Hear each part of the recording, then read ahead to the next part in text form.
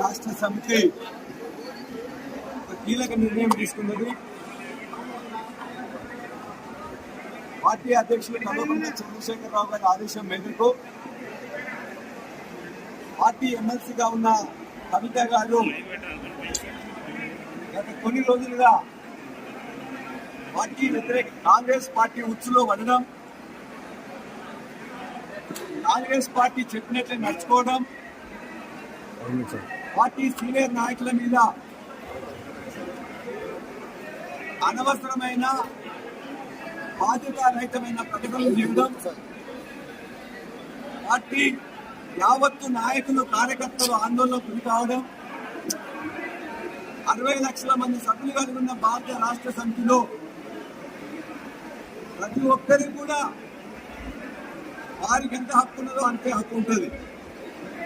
కాబట్టి అలా భారత రాష్ట్ర సమితి కార్యకర్తల యొక్క మనోభావాలు దెబ్బతినకుండా ఉండాలని వారి ఆందోళన గమనించి మన యావత్తు పార్టీ ర్యాంక్ అండ్ ఫైల్ కోరుకున్న విధంగా ఇవాళ భారత రాష్ట్ర సమితి నుండి కల్వకుంట్ల కవిత గారిని సస్పెన్షన్ చేస్తూ ఆర్డర్స్ ఇవ్వడం జరిగింది.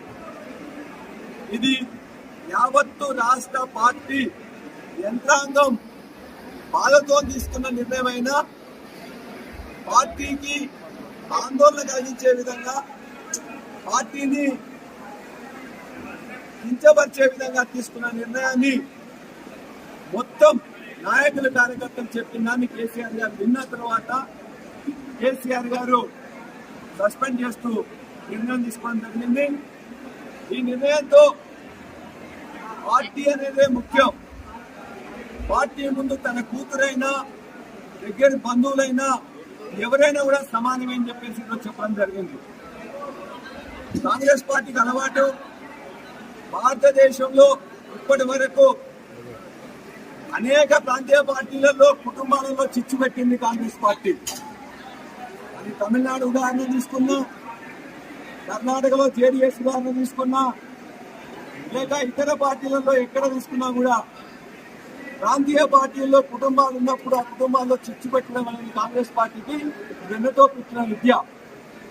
ఇవాళ ఇక్కడున్న కాంగ్రెస్ పార్టీ కూడా దురదృష్టవశాత్తు వారి యొక్క దుశ్చర్యలకు కవిత లోన్ కావడం, మా పార్టీని బలహీనపరిచే విధంగా చూడడం, దానిని యావత్తు నాయకుల కార్యకర్తలు కూడా కేసీఆర్ గారికి పార్టీ నాయకత్వానికి చెప్పినప్పుడు తప్పనిసరి పరిస్థితుల్లో బాధాకరంగానే ఈ నిర్ణయం తీసుకున్నారు. ఇక్కడ ఈ జనగామ నియోజకవర్గంలో జరుగుతున్న యావత్తు నాయకులు కార్యకర్తలు కూడా మీరు చూసిండ్రు, ఇదే అభిప్రాయం వ్యక్తం చేసిండ్రు.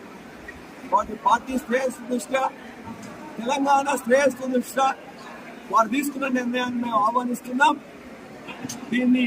ఈ చర్యతో ఇంకెవరన్నా కూడా పార్టీ వ్యతిరేకంగా మాట్లాడినట్లయితే వారు కూడా ఆలోచించుకోవాల్సిందిగా కోరుతున్నాం.